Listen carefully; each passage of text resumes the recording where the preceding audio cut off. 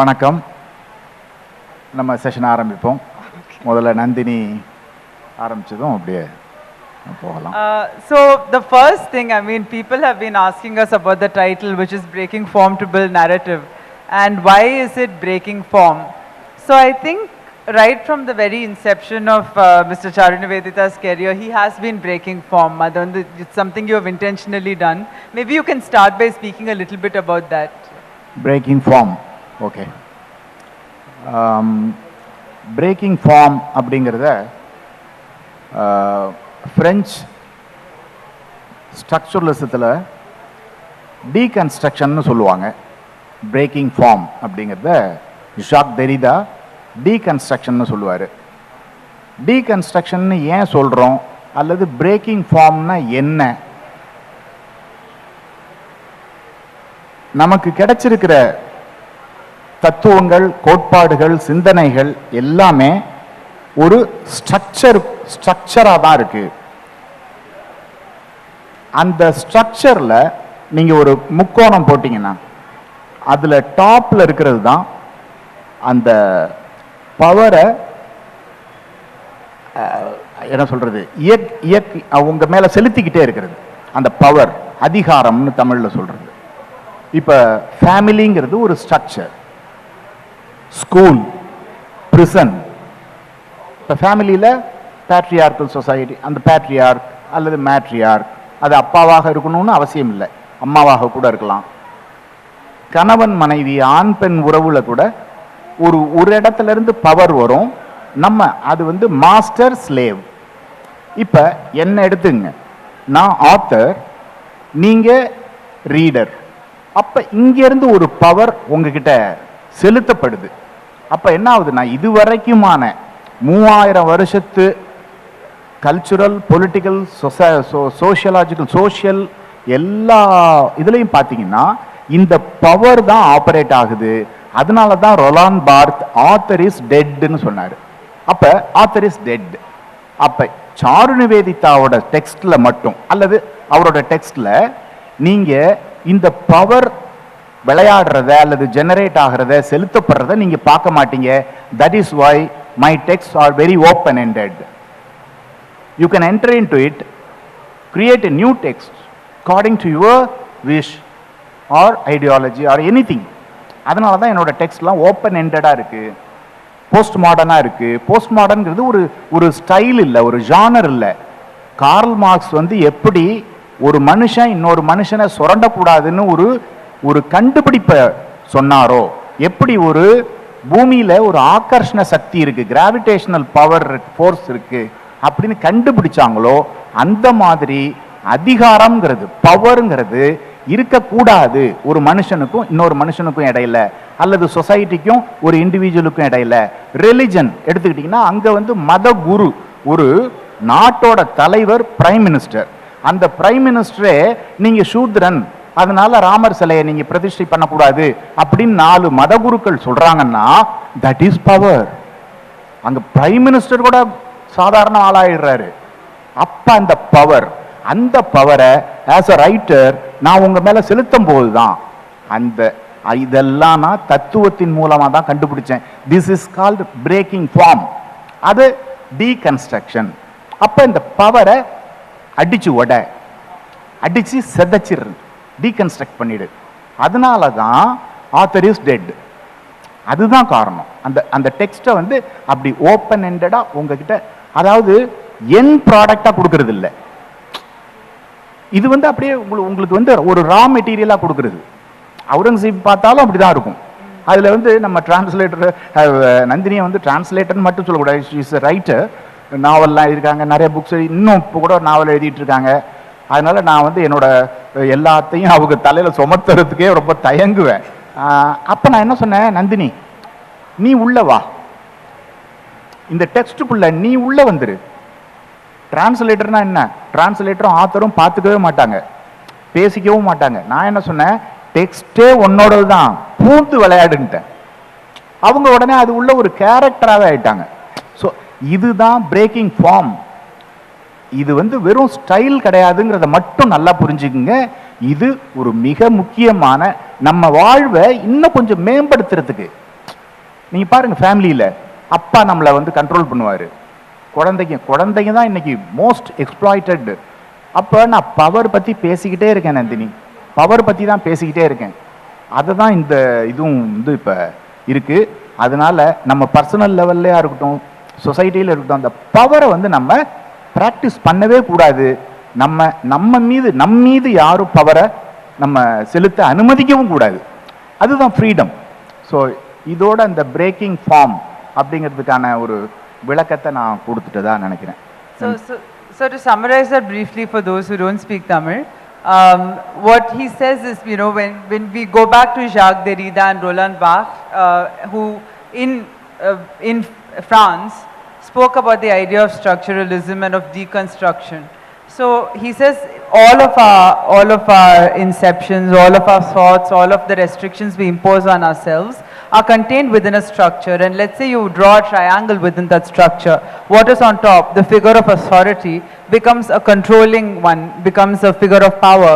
So even so when you have the author playing the figure of power, and then there are readers, so what he is imposing on you, if you were to break that and look at, let's say, 3,000 years of history which are kind of writing themselves, you also become a participant in that work. And so he said, like, let's say you take a country, if the prime minister of that country says, okay, so you are a Shudra, you are an untouchable, therefore you cannot touch the statue or the figure of this god, then immediately it's an exertion of power. So what we need to look at is to completely break that power, to break structure, break form.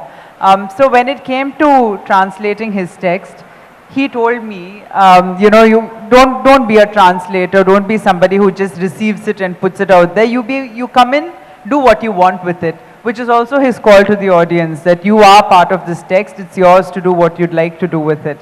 So the way I understood this was, as a postmodern writer, his works are never actually complete until they are published, right? And even then, or a second edition or third edition, or there will be changes. So a lot of the Tamil book is also about the process of writing. In fact, there's a chapter 13 where he says, I sent all this to my English translator Nandini and she gave me this feedback. So now my English translation cannot be an actual translation of the Tamil book. If the Tamil book is about the process of writing the book, the English book has to be about the process of writing the translation. So which is why even, so for the first time, Mr. Charu Nivedita was faced with a legal read, which is when with any big publisher, they hire a law firm and they tell you all the points about on which you can be sued. And he was like, Enna Nandini, na fiction book எழுதியிருக்கேன், they're asking me for all these, to cite all these sources so that they can publish it. And I was like, yeah, but that's what they do. And then there was also, you know, certain things which we were asked to delete, or they were like, no, this can open you up to suing. And I don't know, I think this was quite a famous incident. All of Charu sir's fans will know about it. We were awarded a prize called Armory Square. We've spoken about it openly. So we got emails saying we were awarded that, and then they asked for a few extra sections. Obviously, I mean, I don't know what happened, but they asked for some sections and then they said, no, all these sections are offensive. We said, yeah, we'll delete them, we'll work on the edit. And they said, no, we don't have time to get into an editorial process. So, you know, we've decided to give the award to someone else, but we will put you down as shortlisted. So I said, no, I mean, if you don't have the balls to give us the award, then remove our names from the shortlist. So we went completely, we went public with it. And I mean, they had a jury of well-known translators. One of them is lurking around here somewhere, in fact. So we were like, you know, we are never going to get another award in our lives because we've really let loose at this jury and they sit on everything. So then we decided to put this in the book. And I think I'll start with that. So this was page 110. Yeah. So this is Aurangzeb speaking to the author. All said and done, I wasn't that bad an egg, you see. Of my 5 sons, I sent 4 to rule distant lands. Azam Shah was something of a favorite because he had taken after me in courage. I had made him crown prince. Muazzam, whom you might know as Bahadur Shah I, was 10 years older than Azam and aspired to the throne even when I was alive. He hatched various conspiracies, each of which I unraveled and derailed. He was sent to prison each time. His constant reason ought rightly to have seen him sentenced to death. But I was a fond father. I use fond in the sense King Lear does. I was foolish. I hoped he might be rehabilitated, as you say these days, but it was not to be. He had his ambitions, but not the efficiency to see them fulfilled. When Shivaji raided Aurangabad, you see, Honorable Khatib, I have done as you requested. The writer owes his readers an explanation. Once, Aurangzeb told the writer firmly that he would have to drop the G while referring to Chhatrapati Shivaji, since that indicated respect, and he felt no need to show respect for his worst enemy. The writer tried to persuade the spirit that the G in Shivaji was part of his name and not a suffix that indicated respect. But the emperor was adamant. At this point, the writer first brought his hands together in a plea, and then, deciding this was no time to skimp on ceremony, fell at the Aghori's feet. He felt a sudden kinship with the sycophant who had once crawled under a table to seek his party leader's slippers. Shahenshah, I beg of you, the writer said. I have been writing for 40 years, and this is the first time the English translation of a novel of mine is being brought out by a mainstream publishing house. So far, it has been small independent presses who could barely convince bookstores to stock their output. I had a horrible experience just a few months ago. Bahubali, that's me. Bahubali and I were given an award for a translation sample, and the prize was publication in the US. We were so excited that we scripted the future of the novel. It would win the National Book Award, and then it would be published in the UK and win the Booker, and then I would get a Nobel Prize. But the day before we were to be announced as winners, the jury asked for another chapter, and then said they had changed their minds because they were afraid of the perceived potential for controversy and legal action. Bahubali and I told them we would remove everything they thought was problematic, but then they told us they didn't have the time and resources to enter an editorial process.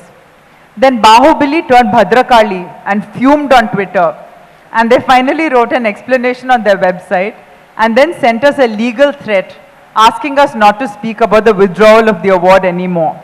In fact, they said, if you speak about this again, we'll throw the full force of our legal resources at you. I asked Bahubali what she thought, and she said, it looks like it's been written by artificial intelligence software, but then there are grammatical errors, so probably not. I mean, what do you think of the legal threat, I asked. Oh, that's rubbish, Bahubali said. The only thing that's clear from this is that no publisher has a sense of humor, and lawyers never did. Also, we'll most likely never win a prize again. You see, the same people sit on every jury, so Bahubali and I will be blacklisted for awards. But there's a chance our work might be published. These publishers, HarperCollins India, have been kind enough to give us feedback and flag sentences that could cause controversy. I have now started censoring everything I say, even at home, to the detriment of my marriage because my wife says she isn't able to handle my sudden tameness. She has begun to suspect that I am being unfaithful. You see, censorship has put my personal life in jeopardy, but censorship is the one thing that can come to the rescue of my professional life. So please, I beg of you, don't call this Maratha icon by any name that would seem disrespectful, or I will be doomed forever. Aurangzeb was silent for some time, as if reflecting on what the writer had said. Finally, he sighed and said, I'm not used to being told what to do, but I feel sorry for you, so I shall accommodate this request. The writer looked up at the Aghori's eyes, grateful both for the emperor's benevolence and for the years of practicing Bhujangasana that had allowed him to make such a long speech in that position. என்னன்னா Thailand போயிருக்கும்போது அங்கே உள்ள அந்த பிராத்தல்ஸில் நிறைய 13 வயசு பொண்ணு 14 வயசு பொண்ணெல்லாம் பார்த்தேன். ஏன்னா கேட்டேன் வயசு என்னன்னு கேட்டால் வெளியில் சொல்ல 18ங்கிறாங்க. நிஜமா இல்லை 13. அப்போ நான் என்ன எழுதியிருந்தேன், தாய்லாந்தில் இந்த மாதிரி 13-year-old 14-year-old கேர்ள்ஸ் எல்லாம் ப்ராஸ்டியூஷனுக்கு பயன்படுத்துகிறாங்கன்னு எழுதியிருந்தேன் அந்த நாவலில், ராசலீலாவில். இதை அந்த அமெரிக்க தம்பி என்ன நினச்சிட்டாங்கன்னா, இது வந்து பீடோஃபைல். டேய் தம்பி, பீடோஃபைல் அங்கே தாய்லாந்து சொசைட்டியில் இருக்குடா, உடனே அவன் என்ன சொல்லிட்டான், தாய்லாந்து மன்னரை ஸ்கேண்டல் பண்ணிட்டீங்க. டே டே டே டே என்னடா இது, உங்க நாட்டுல 13 வயசு பொண்ணுங்கள் எல்லாம் ப்ராஸ்டியூஷனுக்கு பயன்படுத்துறேன்னு நான் ஒரு ஃபைண்ட் பண்ணி எழுதுறேன், டெக்ஸ்ட்ல பீடோஃபைல் இருக்குன்னு சொல்லி டெக்ஸ்டையே அபேண்டன் பண்ணா இது எந்த இடத்துல போய், அதை கேட்டதுக்கு எங்க 2 பேர் மேலேயே அமெரிக்காவில் case போடுறேன்ட்டான்.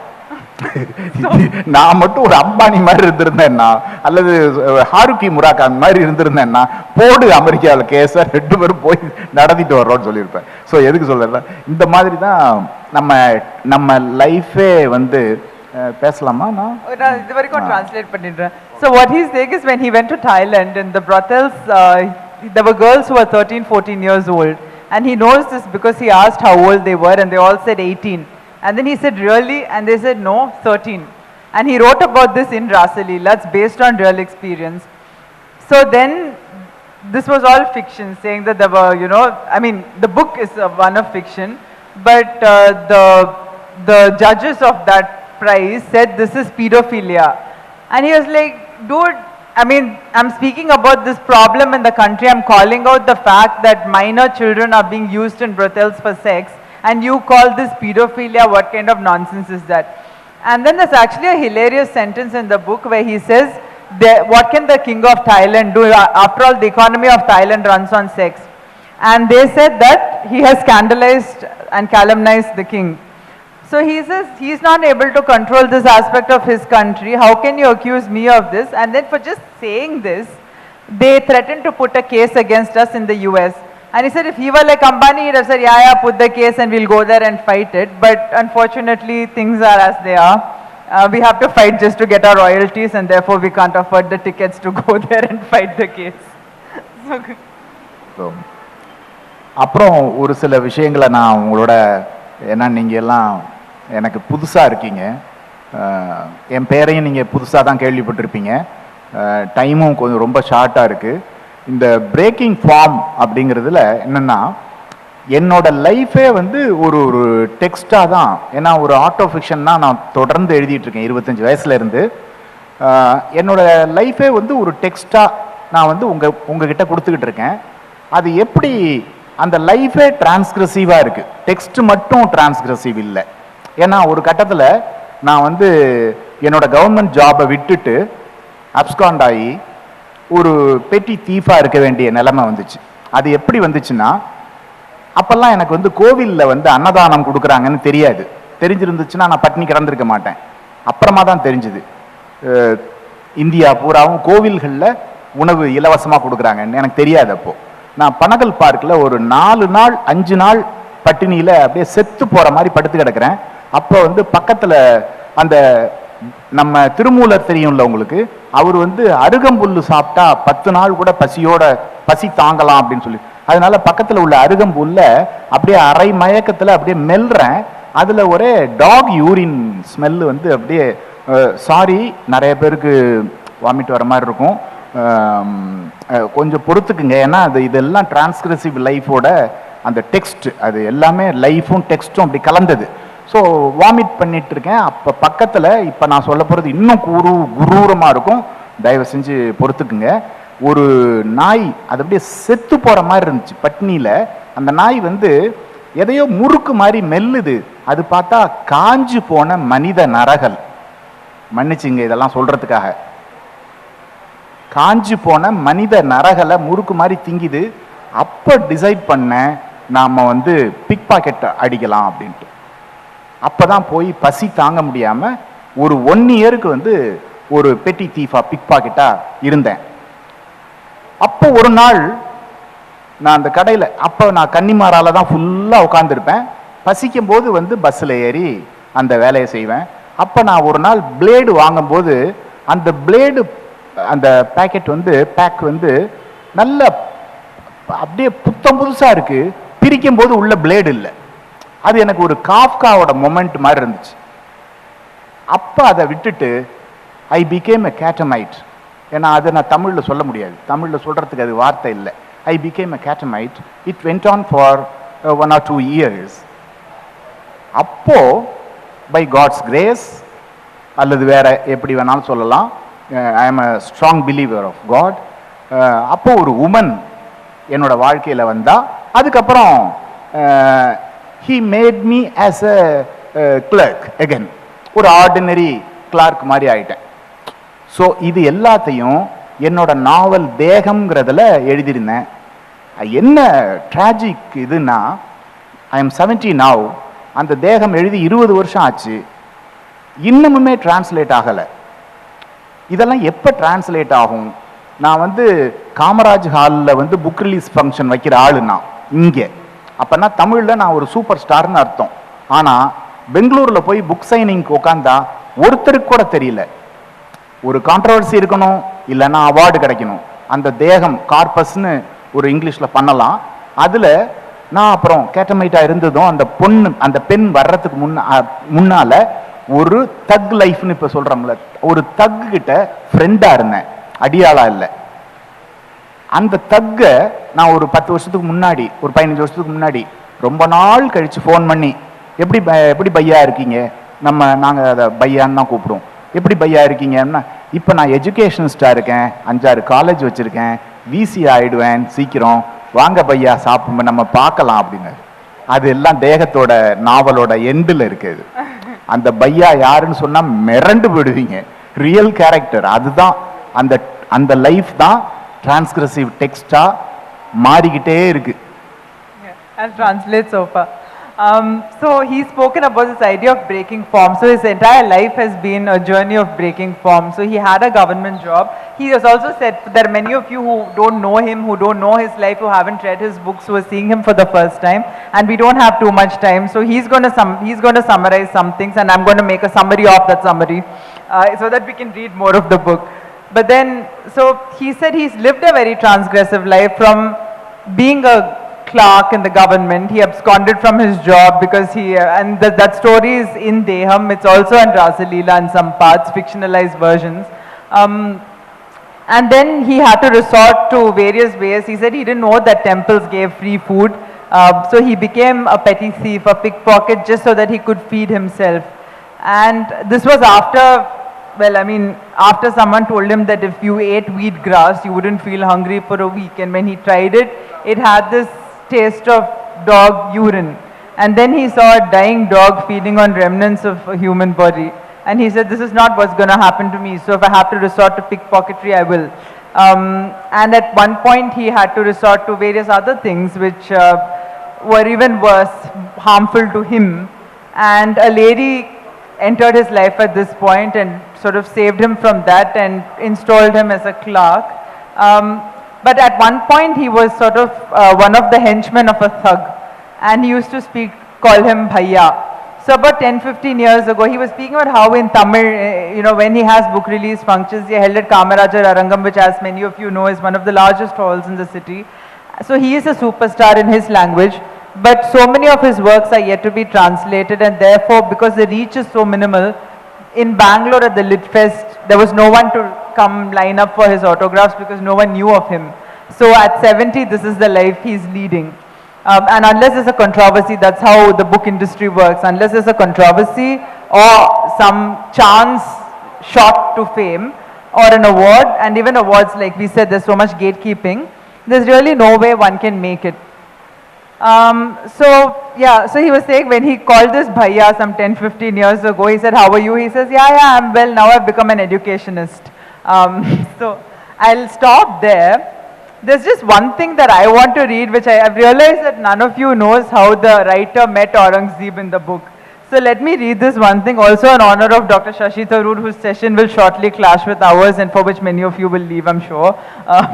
So this speaks about the first meeting between Aurangzeb and the writer. So basically the writer hears of an Aghori who can make Akbar come into his body, and then he thinks maybe he can make Shah Jahan come into the body, because Shah Jahan is whom the writer wants to meet. Once the seance was over, the writer spoke to his friend, the Aghori. He wondered if it might not be a good idea to ask Shah Jahan himself for anecdotes about Katarina's early years for his novel. The Aghori acquiesced, and a date was set for the seance. But it was obvious even before the spirit had announced his name that it was not Shah Jahan who had entered the Aghori's body. Shah Jahan was passionate about music. He was an accomplished singer. His voice is said to have mesmerized anyone who heard him. Keeping this in mind, the writer had taken the precaution of playing a khayal in Rag Yaman by Kishori Amonkar. However, when the spirit spoke, they all heard, "Fire on you all! Stop bleeding music at once, I command you!"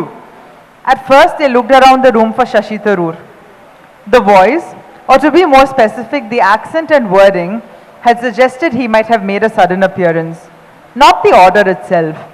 While Shashi Tharoor's interest in music or lack thereof isn't known to the writer, he could not think of anyone else who might say "Fie." The confusion cleared when the spirit that had manifested itself in the Aghori announced its name. "I, Alamgir born Aurangzeb, have come before you."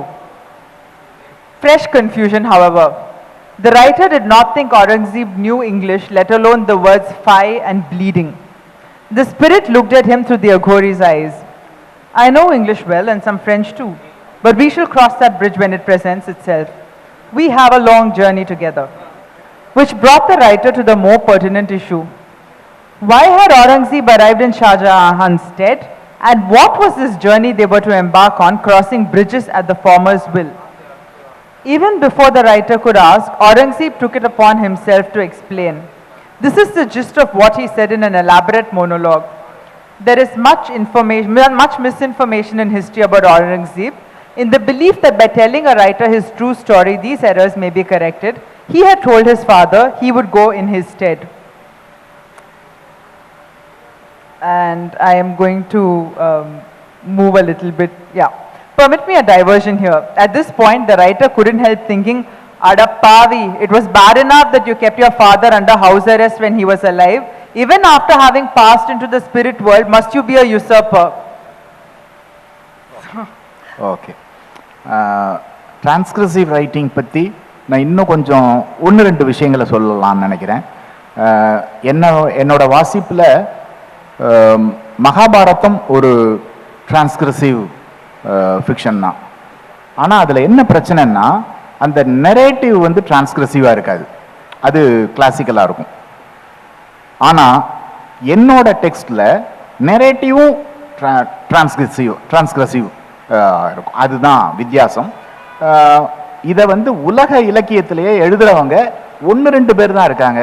Like William Burroughs, Kathy Acker, Pierre Guyotat in France. அப்புறம் நம்ம நாட்டில் சுபிமல் மிஸ்ரான்னு பெங்காலி லாங்குவேஜில் அவர் போன வருஷம் இறந்துட்டார். ஆனால் சுபிமல் மிஸ்ராலையும் பார்த்தீங்கன்னா narrative வந்து டிரான்ஸ்கிரசிவாக இருக்காது. நெரேட்டிவும் டிரான்ஸ்கிரசிவாக இருக்கும். எப்படி இருக்கிறது அப்படின்னா, நீங்கள் வந்து என்னுடைய தேகம் இதில் வந்து அந்த நெரேட்டிவ் டிரான்ஸ்கிரசிவாக இருக்காது.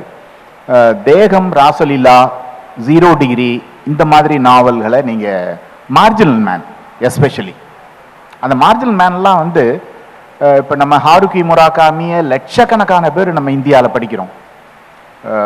ஜப்பானில் ஃபஸ்ட் எடிஷன்லேயே அது வந்து 10 லட்சம் 5 லட்சம்லாம் போகுது.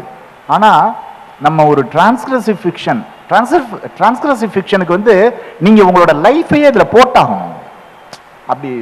அப்படியே அந்த மெழுகு எரியிற மாதிரி தான் நீங்கள் வந்து என்னோட லைஃப், என்னோட சுற்றி இருக்கிறவங்களோட லைஃப், எல்லா லைஃபையும் போட்டு தான் டிரான்ஸ்கிரசிவ் ஃபிக்ஷன், ஆட்டோ ஃபிக்ஷன் வருது.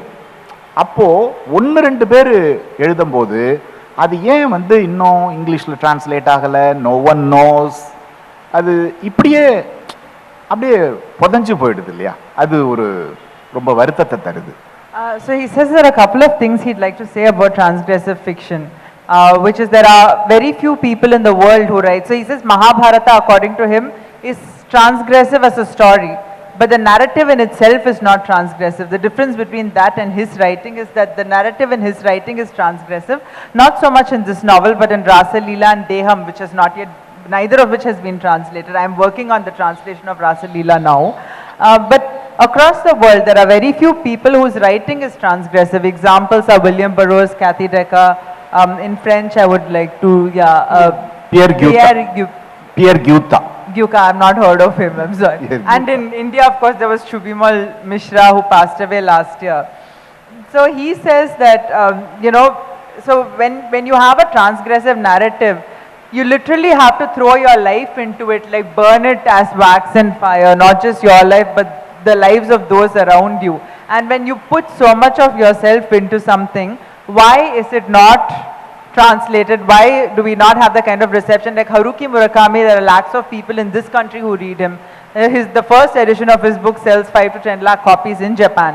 So why is it that we don't read him? Now before we speak a little more, sir, I'd like you to read, so many people speak about how irreverent and humorous this novel is, and in order to see why, I'd like him to read out a section in Tamil, which I'll read out in English for those who don't understand later. இப்போ தமிழில் இந்த நான் தான் அவுரங்கசீப் இதான் அந்த புத்தகம்.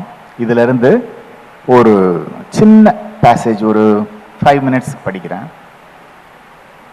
எழுத்தாளன் சொல்கிறான், அதில் எழுத்தாளனும் அவுரங்கசீப்பும் தான் உரையாடிக்கிட்டு இருப்பாங்க. அதில் எழுத்தாளன் சொல்கிறான், உண்மைதான் ஷாஹின்ஷா, பட்டப்பெயர்களை பொறுத்தவரை முகலாய சாம்ராஜ்யத்துக்கும் எங்கள் தமிழ்நாட்டுக்கும் செம பொருத்தம் என்று தான் தோன்றுகிறது. பேரரசர்களை யாரும் பெயர் சொல்லக்கூடாது என்பது போலவே அரசியல் தலைவர்கள், சினிமா நட்சத்திரங்கள் யாரையுமே நாங்கள் பெயர் சொல்லி அழைப்பதில்லை. அறிஞர், கலைஞர், நாவலர், பேராசிரியர், சிந்தனை சிற்பி, புரட்சி தலைவர், புரட்சி தலைவி, கேப்டன், தளபதி என்று பட்டப்பெயர்களை சொல்லித்தான் அழைக்கிறோம். மேலும் எங்கள் நாட்டில் சினிமாவையும் அரசியலையும் பிரிக்க முடியாது என்பதால் தாங்கள் இந்த 2 வகை பட்டப்பெயர்களையும் சேர்த்தே எடுத்துக்கொள்ளும்படி கேட்டுக்கொள்கிறேன் உசூர்.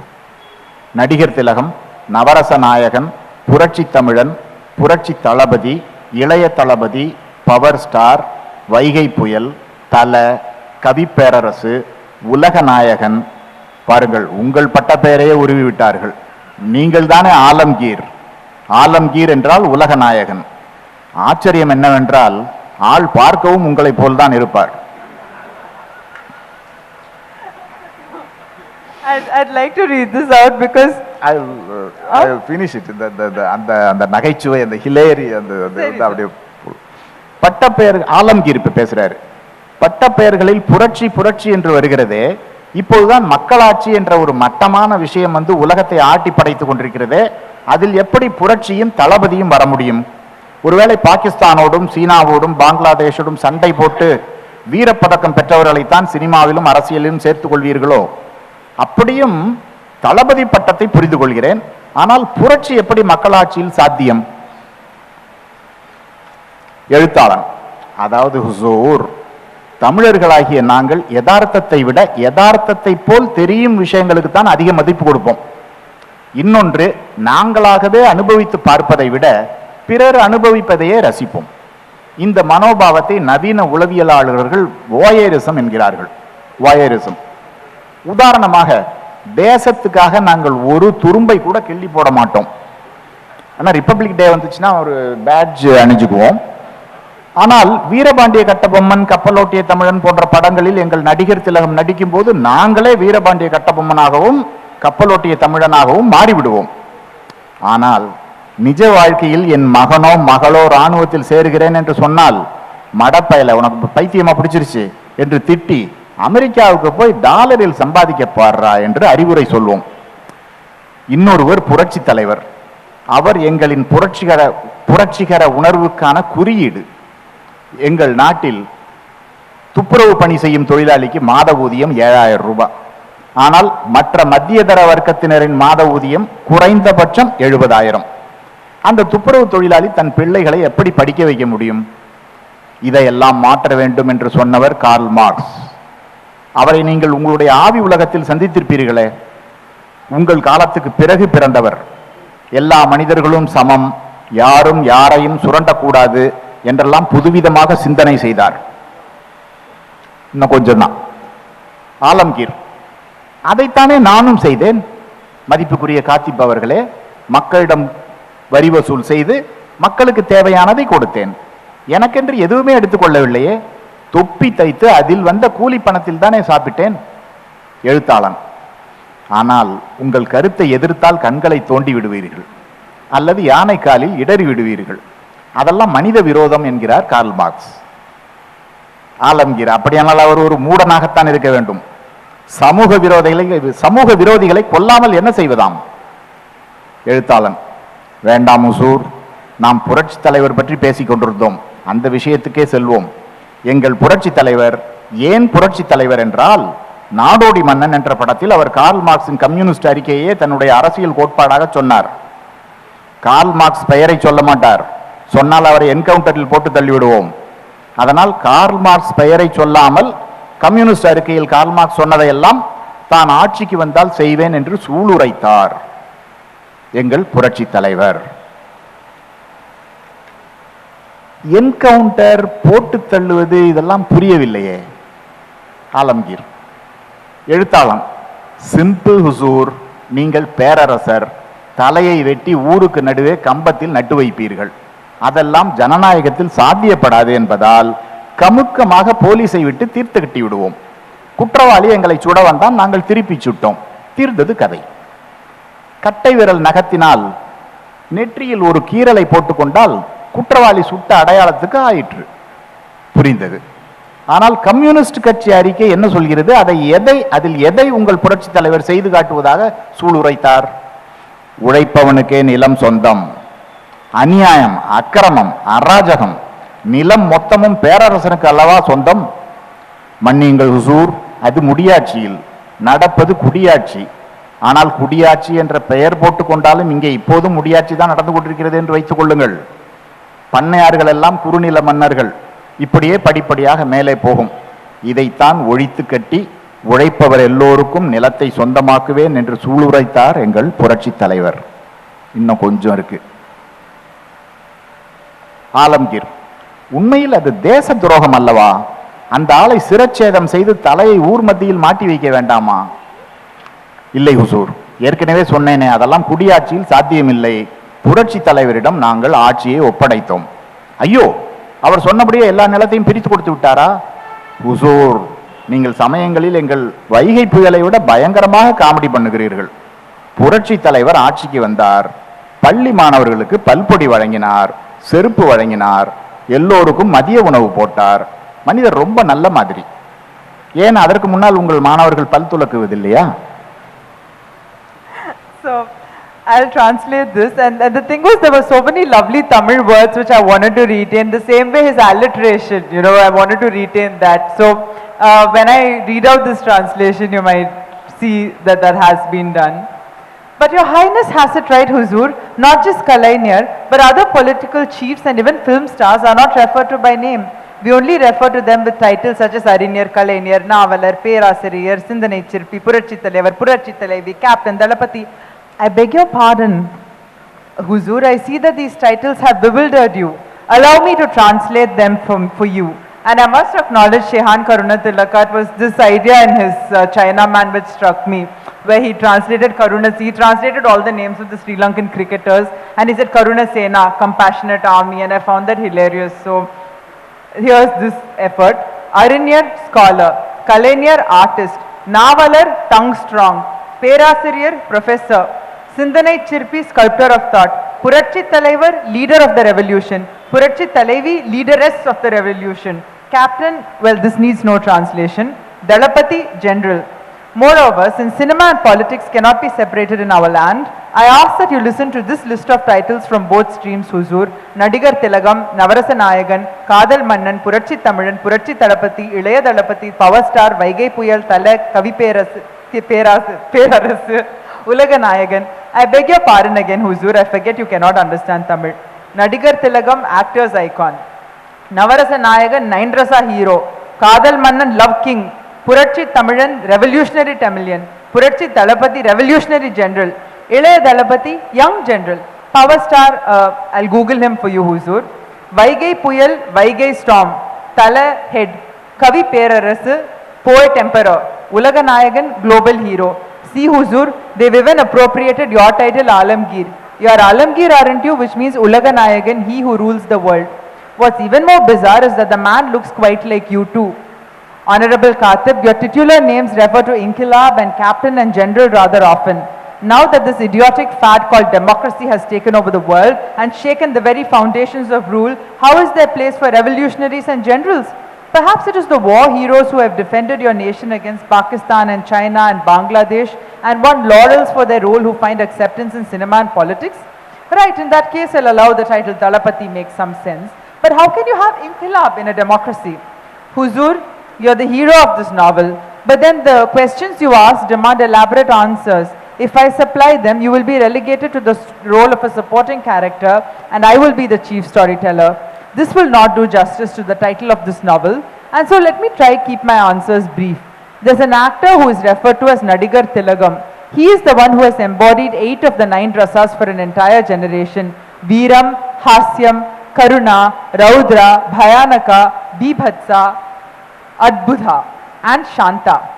And the subjects under his purview were compassion, affection, philosophy, sacrifice, patriotism, etc. What I mean to say is, we Tamilians accord more respect to the simulacrum of reality rather than to reality itself. It is my belief that Tamil cinema would have been a field of great interest to the sociologist Jean Baudrillard and the philosopher Gilles Deleuze. It's a pity they didn't know that somewhere in the south of India, a field suited to their existence, to their ideas existed. And here's another thing. We'd rather watch someone experience something than go through it ourselves. I suppose you might call us Tamilians voyeurs in that sense. For instance, while none of us can be moved to do a damn thing for our nation, all we have to do is watch our Nadigar Tilagam play the eponymous characters of Veerapandi Kattabomman or Kappalotiya Tamilan to feel like heroes of the freedom struggle against the British. We revel in the sentiments the films seek to stir in us. For one, there's Veeram, courage. For another, there's Tyagam, sacrifice. And underlying both is the sense of patriotism. One involves going to war for the defense of the nation. The other, a sacrifice for the nation. But in real life, let's say one of my children wanted to join the army. I'm going to snap, idiot, have you lost your mind? And then follow it up with advice. Why doesn't it occur to you to move to America and earn in dollars? Then there's Puratchi Talaivar, leader of the revolution. He is the manifestation of all our revolutionary emotions. In our country, a sanitation worker earns a monthly salary of 7,000 rupees. The average middle class professional earns 70,000 at the start of his career. Many earn in lakhs. Now, how can the sanitation worker afford to send his children to school? What will his children grow up to become? You can imagine. The person who said all this must change is Karl Marx. You must have heard of him. He was born after your period, but likely continues his oratory in the spirit world. He came up with ideas like all men are equal and no one must surrendify anyone else. Forgive me, Honorable Katib, what is surrendify? Oh, that's quite simple, Huzur. All men are created equal and there is no such thing as hierarchy, and therefore no one should live off another's labor. But then surely no one would work and the entire world would come to a standstill? No, Huzur, I'm afraid my explanation wasn't clear. One can work. In fact, one must work. But then the concept of employer and employee will not exist. There will be a supervisory body to assign various tasks to various people and give them all equal salaries. Why, Honorable Khatib? That is exactly what I did. I taxed my subjects and used the money to put in place the infrastructure they needed. I didn't take any of these funds for myself. I lived off the earnings I made from selling the prayer caps that I embroidered myself, didn't I? But then no one could oppose you without having his eyes dug out or being trampled by an elephant or having his head chopped off. Karl Marx says that is inhuman. Then he must have been an idiot. What must one do with antisocial elements if not put them to death? A man who does away with antisocial elements is inhuman, is it? What does this nincompoop have to say in response to my question? Perhaps I shall speak to his spirit about this. Let's not get into all that, Huzur. It strikes me that Karl Marx has become rather obsolete. So rather than waste precious time on analysis and debate around his opinions or on consulting him directly, if you could use the hours we have to tell us your story, both my readers and I would be grateful. That's all very well, Honorable Khatib, but you were the one who wove Karl Marx and revolutionary heroes into the thread of our interaction in response to a simple question of mine. Have you finished with your oratory then? Yes, Huzur, do forgive me. I was explaining why our Puratchi Talaivar earned his title. In the film Nadodi Mannan, he takes his entire theory of governance from the Communist Manifesto without ever alluding to its author Karl Marx. Any mention of Marxism would have had him disappeared or finished off in an encounter. And so without using the man's name, he used all his ideas in an election manifesto. Encounter, finished off, disappeared. I'm not sure I understand the import of these words and the manner in which you employ them, Honorable Khatib. It's quite simple, Huzur. You are an emperor.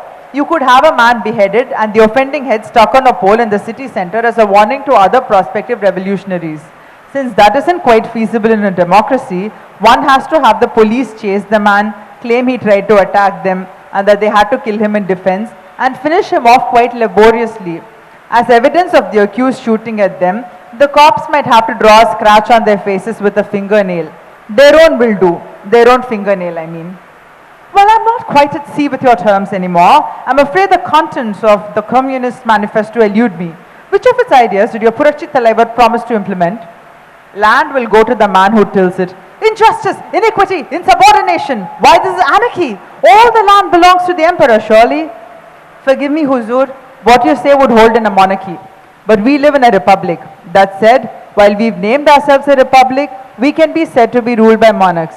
Landowners, zamindars are small kings. Nawabs are of slightly greater importance. There's an entire ladder of hierarchy. Our Purachi Talaivar promised to destroy this system and give land to the laborers in his Nadodi Mannan. High treason! A subject who speaks thus ought rightly to have been beheaded and had his head displayed on a pole. No, Huzur, I've explained this already, haven't I? All that isn't feasible in a democracy because the subject is in fact a citizen. We didn't behead our Purachi Talaivar, we voted him in on merit of his promises. Ayyo! The spirit had brought some Tamil flavor into the conversation now. What did the traitor do? Did he slice up the land and give away the parcels as promised? Huzur, sometimes you display better comedic brilliance than our Vaigai Puyal himself. Yes, Purachi Talaivar came to powers. And no, he didn't give away parcels of land for free. Instead, he gave school students tooth powder and slippers and the noon meal, a nutritious noon meal. Why was it not the habit of your students to cleanse their teeth before the traitor turned king? That's it. Thank you. We have 3 minutes left for questions. Can I just see a show of hands, whoever has questions? 1, 2, 3, anyone? Let me get your question first.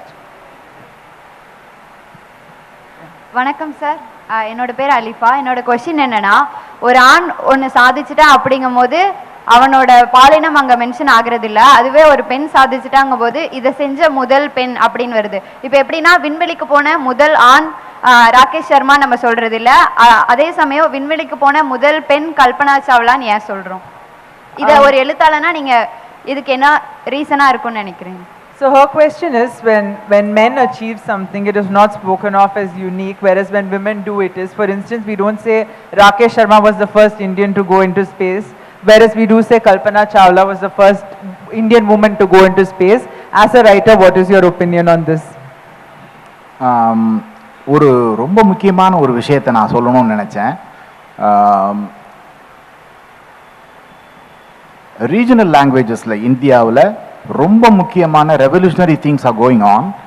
When I wrote Zero Degree 25 years ago, I wrote it in a lipogrammatic manner, and there are only 2 or 3 lipogrammatic novels in the whole world. And it's not, அது உங்களுக்கு ஒரு பெருமையான ஒரு is it not a contribution to world literature? I wrote Zero Degree in a lipogrammatic manner without, that is, avoiding 2 important words in Tamil, oru and ondru.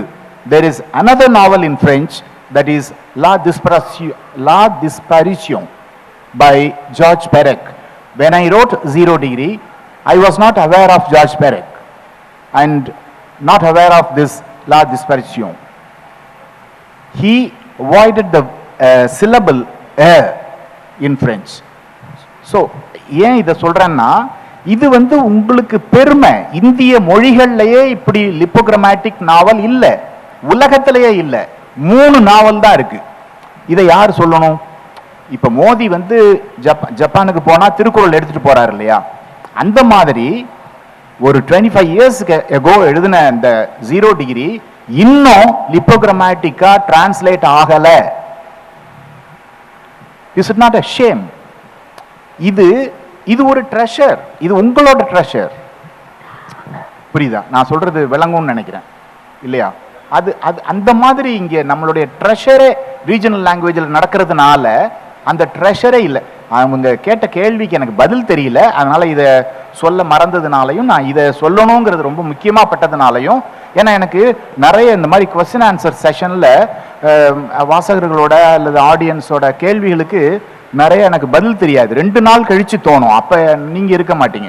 So அந்த மாதிரிலாம் நிறைய குழப்பங்கள் நடக்கும். Let me translate that. He said the reason he said this is because he doesn't know how to answer her question. This often happens that at LitFests, you know, people ask, audience interactions, people ask questions and he doesn't know what to say. It'll occur to him 2 days later, but then you won't be there to hear the answer. So he's going to speak about something which he felt was important, which is, said most of it in English. He was like, isn't it a shame that a lipogrammatic novel like Zero Degree hasn't been translated, retaining that particular USP in English?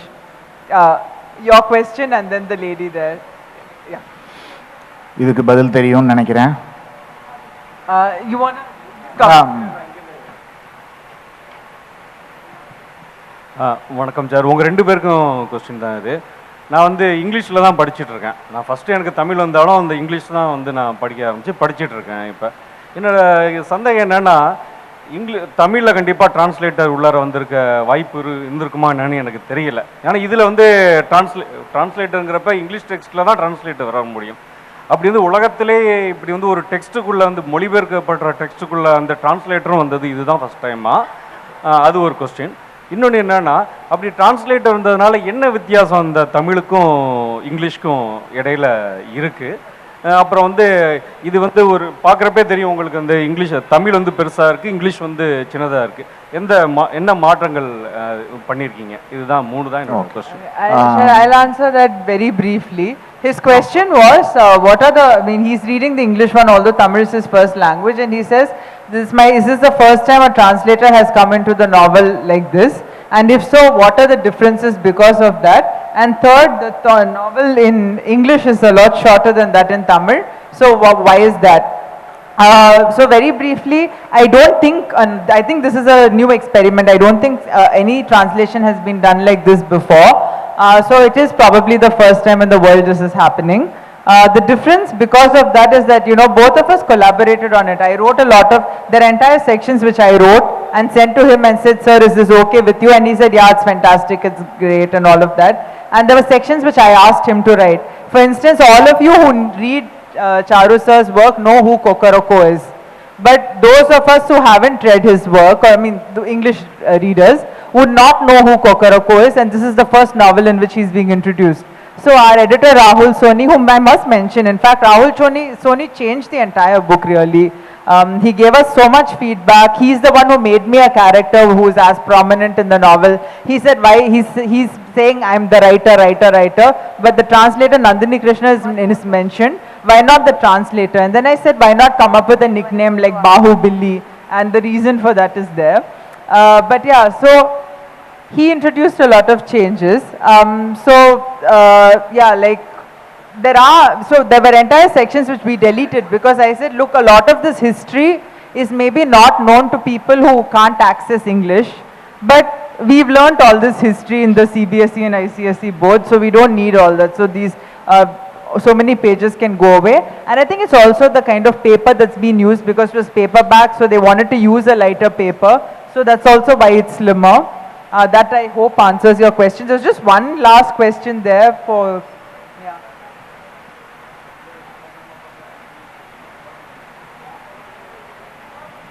Vanakkam Charu sir, vanakkam Nandini. So என்னோட question, நீங்கள் அந்த உங்களோட அந்த டிரான்ஸ்கிரிசிவ் literature அந்த translation ஆகாததோட ஒரு இது சொன்னீங்க ஆதங்கம். அது வந்து அந்த transgressive form உடைய லிமிட்டேஷனா, which means that you know there are not many people who appreciate that, who are also skilled in 2 languages who can translate it. அதுவா இல்லை அது போஸ்ட் ஃபேக்டோவா டிரான்ஸ்லேட் பண்ண அது லிமிட்டேஷனா? Because now you are working together. இப்போ இந்த அவுரங்கசீப் நீங்கள் translate பண்ணும்போது you work together and it has come up so well. நீங்கள் என்ன நினைக்கிறீங்க? வெறும் புறக்கணிப்புன்னு நினைக்கிறீங்களா? நீங்கள் என்ன நினைக்கிறீங்க அது? So basically the fact, I mean she wants to know why he said that not many of his works have been translated. Is it because the transgressive nature of it is so difficult a form that there aren't enough competent translators for it? Or is it that you haven't had a chance to work collaboratively with someone, which has to be done? to recreate it, or is it just that it's been ignored? பதில் சொல்லிடுறேன். எனக்கு வந்து விதிவசத்தினால எல்லாமே ரொம்ப தாமதமாக தான் நடக்கும். 70 வயசுல தான் ஹார்பர் காலின்ஸோட அந்த அவுரங்கசீப் வருது. இது வந்து எனக்கு ஒரு 45 வயசுல நடந்திருக்கணும் இல்லையா? அதனால நான் நந்தினிகிட்ட அடிக்கடி சொல்லிட்டு இருப்பேன், இந்த பருமா போஸ்துமஸா வந்துச்சு, நான் ஆவியா வந்து ஒன்னு மிரட்டுவேன், ஒன்னையும் பப்ளிஷர் எல்லாம் உயிரோட இருக்கும் போதே வந்துடணும். அப்புறம் உங்க கேள்விக்கு இது ஒரு பதிலா இருக்கும்னு நினைக்கிறேன். இது வந்து marginal man which is very close to my heart because this is my life, auto fiction. இதை வந்து 7 வருஷத்துக்கு முன்னால ஒரு லீடிங் பப்ளிஷர் பாதியா குறைச்சு தர சொல்லும் போது என்னுடைய அப்போது இருந்த மனநிலையில ஒரு வார்த்தை கூட எடுக்க முடியாதுன்னு சொல்லிட்டேன். அதனால இது சென்னை பேஸ்ட் 0 டிகிரி பப்ளிஷிங்ல இது வருது. Nobody noticed it. ஏன்னா இது எங்கேயுமே வெளியில போகல, வந்து ஒரு 3-4 வருஷம் ஆச்சு. வெரி இம்பார்ட்டன்ட் நாவல், என்னோட லைஃபே இதுல தான் இருக்கு. இந்த நாவலுக்காக நான் வந்து பிரேதங்கள் மேல நடந்து போனேன்னு சொல்லுவேன். என்னோட லைஃப் அப்படியே. இதை நீங்க படிச்சா இதை எழுதுனவன் எப்படிப்பட்ட ஒரு ஒரு ஒரு இடத்தை தாண்டி வந்திருப்பாங்கிறத புரிஞ்சுக்கலாம். ஆனா அன்நோட்டிசபிள், அப்படியே அப்படியே கிடக்கு. என்ன விஷயம் அப்படின்னா, நான் வந்து ஒரு 68 வயசுல தான் நந்தினியை பார்த்தேன், அவ்வளவுதான். உங்க இப்ப கேள்விக்கு பதில் அவ்வளவுதான். இதெல்லாம் 40-45 வயசுல நடந்திருக்கணும். டிரான்ஸ்லேட்டர்ஸ் இல்லை. அதுக்கு காரணம் இங்க உள்ள எலீட்ஸ் இருக்காங்க இல்லையா, எலீட்ஸ் மேட்டுக்குடி வர்க்கம், அவங்களுக்கு இங்கிலீஷ் தெரிஞ்ச அளவுக்கு கிரியேட்டிவ் அந்த கான்டெம்பரரி தமிழ் லிட்ரேச்சர் தெரியல. அதுதான் மெயின் ரீசன். இங்கிலீஷ் நல்லா தெரியும், but contemporary creative literature, contemporary literature, they don't know what is going on. இல்லையா நந்தினி? True, very true. அதனால தான் நந்தினி மாதிரி எனக்கு இங்க வந்து ஒரு 10-15 பேர் இருக்கணும், அப்பதான் வந்து இது எல்லாமே வெளியில போக முடியும் இல்லையா? It's a little embarrassing for me to translate this myself, but what he less said in number. Yeah, no, what he said was, you know, the fate of the twist of fate has been such that you know, he hasn't, like, all the things that should have happened to him at 45 happened to him at 70. For instance, Marginal Man was commissioned by a leading publisher, but they said this is too big a novel, we'll have to cut it in half. And the kind of what do you say, attitude he had, then he said, no, I will not cut a single word from it. Whereas now we work together and we kind of cut everything. And he's told me, this is true, he said, if all these works of mine get translated posthumously, I'll roam as a spirit and haunt you and the publishers forever. So do it now, like they have to come out now, I'm already 70. He said that if he had met me when he was 45 instead of 68, at which time I don't think I'd have had the skills to translate. One more thing I want to add. George பத்தாய்னு ஒரு French writer இருக்காரு, அவரோட my மதர்னு ஒரு நாவல் இருக்கு. நீங்க படிச்சாலும் படிக்கலைனாலும் Google பண்ணி பாருங்க, மை மதர் பை ஜார்ஜ் பத்தாய். அந்த நாவல் மட்டும்தான் உலக இலக்கியத்திலேயே ரொம்ப ரொம்ப டிரான்ஸ்கிரசிவா ஒரு இன்செஸ்ட் மேட்டரை வந்து டீல் பண்ணுது. அந்த மாதிரி ஒரு நாவல் காமரூப கதைகள்னு சொல்லி, இது வந்து 15 வருஷம் ஆச்சு. நான் புக் ஃபேர்ல 1000 புத்தகங்கள்ல கையெழுத்து போட்டேன். இந்த புக்கு ஒரு புக்கு கூட போகல. இத தமிழ்ல வந்து யாரும் திட்டவும் இல்லை, மதிக்கவும் இல்லை. இது வந்ததே யாருக்கும் தெரியாது. அவ்வளவு டிரான்ஸ்கிரசிவான சப்ஜெக்டா இருக்கிறதும் கூட இது எப்ப இங்கிலீஷ்ல போறது? ஜார்ஜ் பத்தாய் ரோட் இன் பிரெஞ்சு, அது வந்து மை மதர்னு வருது. ஆனா இது வந்து இன்செஸ்ட்ங்கிறதுனால டாபுவா போய் யாருமே நோபடி நோட்டீஸ்ட் அகைன்.